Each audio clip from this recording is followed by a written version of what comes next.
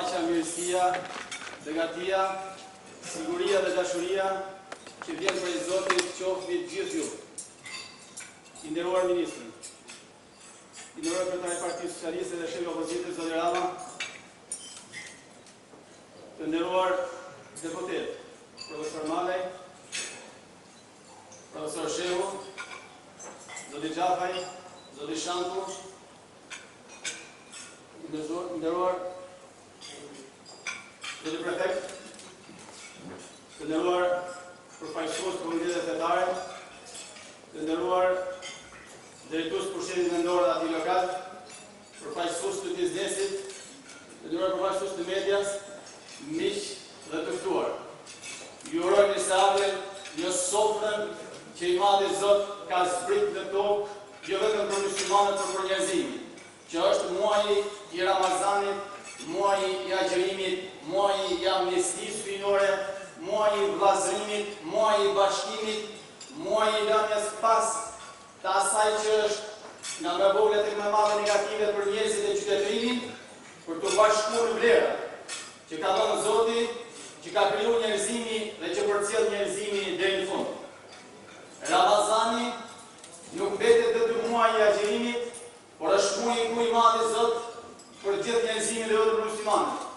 I thret që të kujtojnë se pas nesh ka disa mijëra miliona njerëz që kanë nevojë për dashurinë tonë, respektin tonë, vlerësimin tonë, mbështetjen tonë, solidaritetin tonë, dhe pse jo dhe për zemërsinë tonë. Shumë nderuar të ftuar, është kënaqësi dhe më shumë se nder që institucioni Miftinis Tiranë, Komiteti Musliman i Shqipërisë, ulet sot, jemi së bashku sot në sofrën e Ramazanit, në sofrën e pamirësisë, në sofrën e dashamirësisë, në sofrën më të madhe që ka njohë dhe nuk do të njohë më njerëzimi, në vlerësimin për harmoninë, për vllazërimin mes njerëzve. I këta njerëz ka dhënë dhe që jemi në së bashku harmoni dhe ky inspirim për të mirën dhe të mirë të qytetarëve tonë, vendit tonë. Iftarët nga bërë pjesë të atmosferës mrekulluese të këtij muaji shenjtë. Ne jemi njerëz të varfër shpirt, kështu thuhet në një libër të shenjtë. Nuk jemi të mjaftueshëm, por këtë nuk e shprehim për ti. Ne jetojmë jetën tonë si do të ishte mjaftueshëm. Dhe mund të falemi kur kemi hall. I drejtojmë me Zotin kur kemi hall. Nuk e di nëse drejtojmë për ta falendëruar pozitë të hall. Ky është një muaj kur prania e Zotit në jetën tonë është më e fortë se kur. Kur shpirti dhe kontroll trupin. Dhe kjo është forca që njeriu tregon në agjërim. Kur dedikohet lutjes më shumë se çdo herë tjetër. I kujton të varfër dhe njerëzit nevojë dhe mundohet të ndihmojnë. Është i mëshirshëm dhe bën lëvizje dashuria. Mendoj që në këtë muaj, ajo që është forca më e fuqishme në botë, por që është forca e fshehtë, lutja dhe dashuria e Zotit janë më të pranishme se çdo herë tjetër. Nuk janë të dukshme, lindin nga lutjet e njerëzve në shtëpitë e tyre, në vendin e faljes, lindin nga e mira që ato bëjnë por që nuk e thonë. Ky është muaji i shenjtë ku këto gjëra ndodhin më shumë se çdo herë tjetër gjatë këtij viti. Uroj që bekimi i Zotit të jetë vetë gjithë, uroj që ky muaj të frymëzojë sa më shumë për vlera të larta, që edhe muajt e tjerë, pse nuk janë pjesë e këtij muaji të shenjtë, ta pasqyrojnë bekimin e këtij viti. Dhe një falenderoj Muftinë e Tiranës që na bën.